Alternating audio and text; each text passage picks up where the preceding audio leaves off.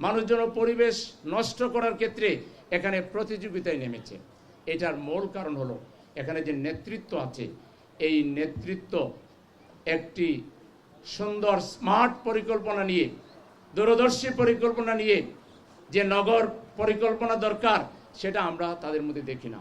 যারা এই নগরের দায়িত্ব পায় তারা কিভাবে লুটপাট করবে, তারা কিভাবে আখের গুছাবে, এই কাজেই তারা ব্যস্ত থাকে। আমরা দেখলাম কয়েকদিন আগে একজন নগর প্রশাসক ছিলেন, ধার্মিক মানুষ ছিলেন যতদূর আমি জানি। তিনি বললেন আমি 1600 কোটি টাকা এই নগরের জন্য রেখে গিয়েছি। তারপরে যিনি আসলেন, এখন যিনি আছেন, তিনি এইসব বললেন তার হাতে আছে মাত্র 25 কোটি টাকা। কি এমন মানে জাদু তার মধ্যে যে মাত্র কয়েকদিনের ভিতরে 1600 কোটি টাকা মাত্র 25 কোটি টাকায় পরিণত হবে। তো এই ধরনের লোকদেরকে দিয়ে এটা এক ধরনের মানে আবর্জনার সমর্থক, এরা দুর্নীতিবাজের, দুর্নীতির এরা গডফাদার। এই ধরনের লোকদেরকে দিয়ে আপনি আগামী দিনে নগর প্রশাসন ঠিক করবেন, নগরায়ন করবেন, এগুলো আপনি একটা কল্পনা ছাড়া আর কিছুই না। এখানে যদি চেঞ্জ আনতে হয় তাহলে যারা একেবারে জীবনের শুরু থেকে শেষ পর্যন্ত আল্লাহর রসুলের যে সুন্নাহ এটাকে ফলো করেন। আমাদের এক ভাই ছাত্রনেতা সাবেক জাহিদ বলেছে যে আল্লাহ রসুল বলেছেন যে তুমি যদি কালকে মনে করো, তোমার মনে হয় যে কালকে কিয়ামত হয়ে যাবে, তাহলে আজকে তুমি একটা গাছ লাগাও।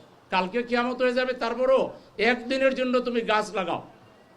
এবং এটাকে আল্লাহর নবী এই কাজকে সৎকে জারি হিসেবে বলেছেন। আপনারা দেখবেন যে আমাদের মৃত লোকদের কবরের উপরেও গাছ লাগাই দেওয়া হয়। এই গাছ বা পরিবেশ ইসলাম কতটা সংরক্ষণ করে, প্রাকৃতিক পরিবেশের উপর ইসলাম কতটা বিশ্বাস রাখে, এটাই হলো তার একটা বড় প্রমাণ।